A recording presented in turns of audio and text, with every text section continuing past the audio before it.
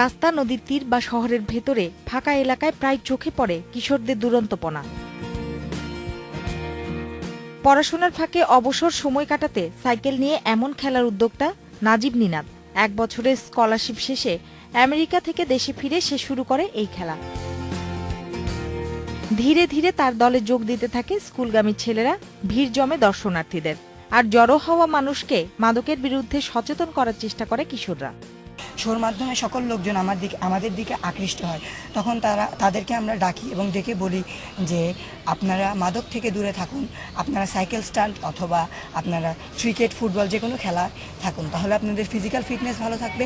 এই নতুন খেলাকে আরও ইমপ্রুভমেন্ট করার জন্য মানে একটি প্রপার প্লেসের জন্য আবেদন জানাচ্ছি। কিশোর বয়সে সমাজ গঠনে গঠনমূলক এই কাজে যার পর নাই খুশি বড়রা। একটি সুন্দর সমাজ গঠনে এদের মতো অন্য তরুণরাও এগিয়ে আসবে, তৈরি হয়েছে এমন আশা।